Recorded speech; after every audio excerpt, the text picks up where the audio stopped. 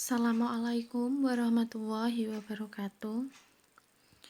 Kami dari kelompok 3 akan menjelaskan tentang manajemen eksposur operasi di bidang pemasaran, yaitu pada bagian strategi penetapan harga. Sebelumnya, perkenalkan terlebih dahulu. Nama saya Aulia Nur Arifah sebagai moderator dan pemateri pertama. Kedua ada Safira Silviani sebagai pemateri 2. Ketiga ada Dia Ayu Damayanti sebagai pemateri 3. Dan keempat ada Nur Maulidia sebagai pemateri 4. Baik, langsung saja kita ke materi. Apa sih harga dan apa sih penetapan harga itu? Jadi, harga adalah nilai suatu barang atau jasa yang diukur dengan jumlah uang. Karena dari harga tersebut itu sebagai unsur bauran pemasaran yang dapat memberikan pemasukan atau pendapatan bagi perusahaan. Sedangkan untuk penetapan harga adalah proses menetapkan nilai yang akan diterima produsen dalam pertukaran barang dan jasa. Jadi dalam penetapan harga itu biasanya dilakukan dengan menggunakan metode pricing, yaitu dengan mengevaluasi harga pokok produknya. Karena pada penetapan harga tersebut itu harga harus sesuai dengan struktur pasar saat ini dan harus mempertimbangkan harga produk dari pesaing. Pada harga dan penetapan harga tersebut dapat dikatakan sebagai kurs yang berubah yang tidak selalu konsisten, yaitu ada dua tujuannya. Yang pertama ada pangsa pasar dan yang kedua ada margin keuntungan atau profit margin. Yang pertama, pangsa pasar. Karena pada pangsa pasar ini itu menjadi acuan bagi sebuah produk itu laku atau tidak di pasaran. Karena harga itu menentukan pangsa pasar yang mana yang akan disasar oleh penjual atau produsen sebuah barang atau jasa. Jadi, bila semakin kecil pangsa pasarnya itu, maka produk tersebut tidak diminati oleh pedagang untuk diperdagangkan. Karena pedagang itu cenderung lebih suka menjual produk yang sering dicari oleh konsumen. Contoh gambarannya itu seperti misalnya saat kita itu berinvestasi di dunia perdagangan saham. Nah, maka emiten yang frekuensi perdagangannya paling cepat laku, maka itu kan yang akan kita minati dan yang akan kita beli. Sedangkan emiten yang frekuensinya itu lambat, maka tidak akan dibeli atau bahkan tidak akan dilirik oleh investor. Yang kedua ada margin keuntungan. Pada margin keuntungan ini semakin tinggi penetapan harga, itu semakin tinggi juga keuntungan yang didapat oleh penjual atau produsen. Tetapi kita sebagai produsen itu tidak bisa menaikkan harga barang seenaknya. Tetapi juga harus memperhatikan terlebih dahulu beberapa hal, misalnya daya beli konsumen dan lain-lain. Contoh gambarannya itu seperti misalnya perusahaan smartphone yang menjual smartphone dengan harga di atas 3 juta.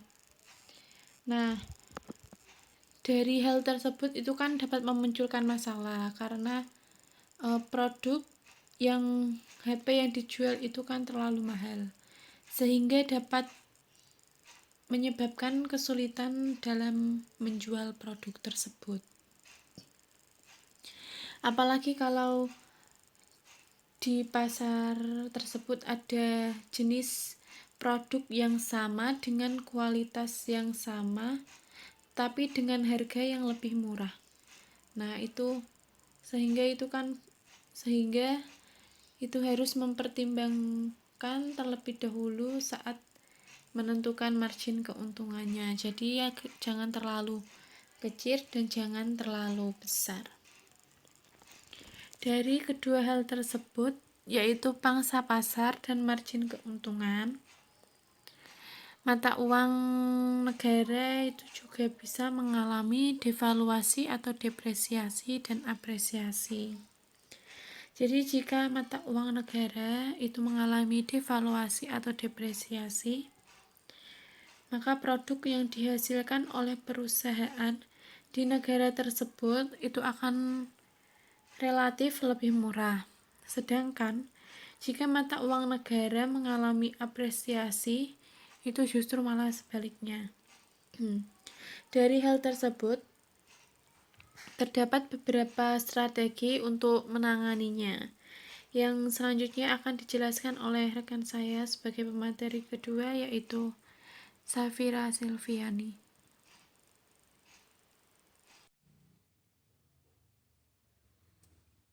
Baik, terima kasih kepada pemateri sebelumnya, Aulia. Materi selanjutnya adalah jika perusahaan mengalami depresiasi atau apresiasi. Perusahaan mempunyai dua pilihan. Yang pertama, harga berubah. Jika terjadi depresiasi mata uang suatu negara, biaya barang impor akan naik dan kemungkinan harga barang impor akan ikut naik juga. B. Harga tetap. Jika harga tidak berubah, perusahaan mempunyai kesempatan untuk meningkatkan pangsa pasar, tetapi tidak meningkatkan margin keuntungannya. Sedangkan jika perusahaan mengalami apresiasi, strategi yang dilakukan adalah perusahaan asing bisa menurunkan harga untuk menjaga pangsa pasar, dan perusahaan asing juga bisa menaikkan harga untuk mengimbangi kenaikan harga input yang didatangkan dari luar. Materi selanjutnya akan disampaikan oleh Dia Ayu. Kepada Dia Ayu dipersilakan. Terima kasih pada pemateri sebelumnya dari Mbak Safira. Saya akan menjelaskan materi selanjutnya, yaitu beberapa faktor keputusan akan mengubah harga atau tidak, yaitu yang pertama, elastisitas permintaan. Jika elastisitas harga tidak terlalu tinggi, perusahaan bisa menaikkan harga untuk menjaga. Contoh, harga sepeda motor turun sebesar 15%, sehingga jumlah permintaan sepeda motor naik 30%. Maka, nilai elastisitas permintaan adalah 2 motor tergolong barang elastis karena nilai elastisitasnya lebih dari 1. Rincian perhitungannya adalah penurunan harga sebesar 1% menyebabkan peningkatan jumlah permintaan. Yang kedua, skala ekonomi. Perusahaan akan lebih baik menurunkan harga untuk mendorong permintaan lebih banyak. Contoh, suatu usaha konveksi mengeluarkan biaya setiap sebesar 10 juta per bulan dengan jumlah produksi sebesar 500 unit, sehingga biaya produksi per unit sebesar 20.000. Yang ketiga, apakah perusahaan kurs permanen atau tidak? Jika perusahaan melakukan perubahan harga mengikuti perubahan kurs, Materi selanjutnya akan dibacakan oleh Mbak Lia. Baik, terima kasih Mbak Diah Ayu. Saya akan melanjutkan ke slide selanjutnya mengenai contoh. Kelompok kami mengambil contoh mengenai penetapan harga produk Indomie instan di Indonesia yang berbeda dengan harga produk Indofood lainnya. Hal tersebut dikarenakan dalam menentukan harga mie instan Indofood membidik dua target pasar, yaitu kalangan menengah ke atas dan kalangan menengah ke bawah. Dalam hal ini, membidik target menengah ke atas, Indofood menggunakan Indomie sebagai produk yang digunakan. Dengan sudah dimilikinya brand mie instan dan produk yang lebih elegan, strategi harga Indomie ditentukan dengan memilih strategi harga di atas rata-rata pesaing atau sedikit lebih mahal. Namun juga diimbangi dengan kualitas produk yang baik. Sementara itu, untuk target menengah ke bawah, Indofood meluncurkan Supermie dan Sarimi. Dan strategi harga yang digunakan ialah menggunakan strategi harga sama dengan rata-rata pesaing. Namun, di luar negeri, harga Indomie masih tergolong murah jika dibandingkan dengan mie instan dari negara lain. Indomie dapat dibeli secara satuan per bungkus, dapat juga dibeli dengan paket per 5 bungkus, dan paket 1 kardus yang berisi 30 atau 40 bungkus Indomie. Harga Indomie relatif ekonomis di Indonesia pada tahun 2014 sebesar Rp1.800.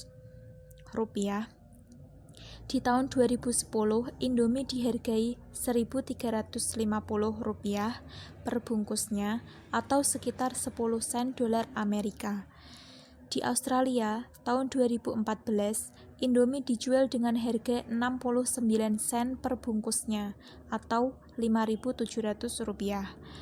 Sedangkan di Amerika Serikat pada tahun 2009, Indomie biasa dijual dengan harga $1 per 3 bungkusnya dan dapat ditemukan di berbagai supermarket Asia seperti Lion Supermarket, Marina Foods, atau Ranch 99. Bahan pengawet merupakan salah satu zat yang memang diperlukan dalam distribusi makanan yang diawetkan.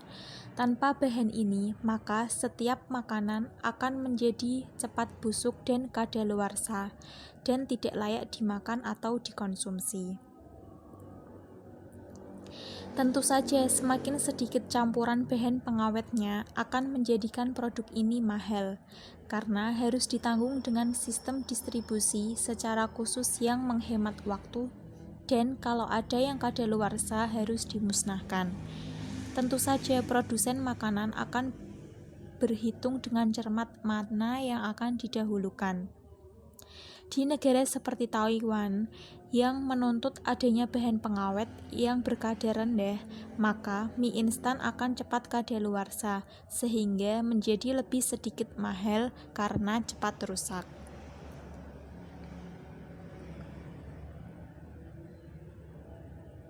Terima kasih. Selanjutnya saya kembalikan ke moderator.